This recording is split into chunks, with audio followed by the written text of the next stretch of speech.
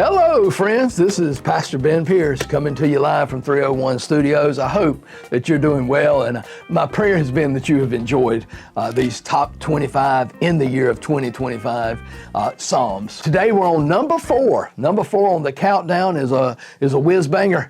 It's getting better and better as we go up. I didn't think it could, but it is. Now, Psalm 46. Is number 4 on our countdown, and it is talking about confidence in times of trouble. Psalm 46 is the inspiration behind one of the most favorite hymns of the church. I know you've heard "A Mighty Fortress is Our God" by Martin Luther. Well, he drew the inspiration for that song from Psalm 46. But let me tell you a little bit of the background. The year is 1527. It's probably one of the most difficult years for Martin Luther. For 10 years now, he's been leading the Reformation. He develops serious health issues. And on top of that, the Black Plague entered Germany. Martin Luther felt called to stay and minister to those that are impacted. Many of his friends left, but also many of his friends died. His house was transformed into a hospital. His 1-year-old son, Hans, became desperately ill as well. Where was he going to seek refuge? Well, he found refuge in Psalm 46. You see, Psalm 46 provides solace, it provides strength, and it provides refuge in God in difficult times. Now, the background is unknown.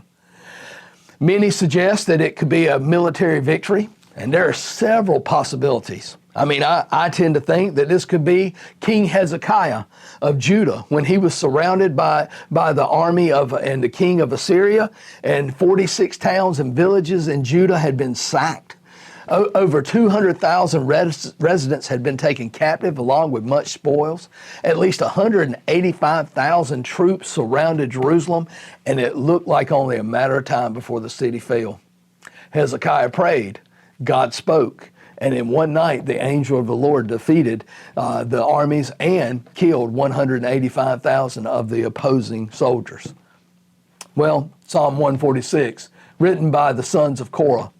The song is a description, and in there, this has a little bit more of the preface, if you will, that tells us that this song was sung in a high range, maybe a higher pitch, like treble and soprano type voices. But what we need to know today is this. I want you to see first our refuge. Verses 1 through 3. When we are besieged by discouraging circumstances, or maybe we're just struggling, God is our refuge. In Him, we can find our strength, our protection, our stability. Refuge was a word, it's a strong shelter or an unconquerable fortress. It's like a walled city. He's our very present help in times of trouble. You're in a tight spot, you're tied up between a rock and a hard place. He is your help. It means that He is there for your support, your assistance. He is the one who supports those that are weak, vulnerable, and helpless. And He says there, I will not fear in verse 2. He has confidence in the Almighty, no matter what we face. He says, if the earth gives way to the sea, the earth-shaking circumstances, I have a God that can shake the earth. Instead of worrying about what the earthquake did, man, I serve a God who can shake the earth. Verse 3, he says this, he says, Selah. Now, we've covered this term a little bit, but I think it's important. He says, stop, take that in, though the waters foam, though the land falls into the sea. My God is a refuge. Not only is He a refuge, He's our river. Verse 4 through 7, even if the earth shakes, we have a river. You see, streams make glad the city of God. God is within the city. It's not going to be moved. The singers could sing, the Lord Almighty is with us. The term Lord Almighty is the Lord of hosts. Now, he says something interesting in verse 7, and I love this. He says, the God of Jacob is our stronghold. Wait a minute. Why not Abraham? Why not Isaac? Jacob was a deceiver. He had a checkered past. If anything, he was someone that, man, you going to hold up as a model? Well, I believe you might can towards the end of his life. You see, grace had changed him. Stop and think about that. Our God is even the God of Jacob. The wily character he was, He's still his God and his fortress. Yeah, that stronghold is a lofty place built on elevations with walls. Not only is he our river, he's our ruler. Verses 8 and 9, the sons of Korah now tell us to come and see the works of the Lord. He brought just desolation on the earth. Our God makes wars to cease.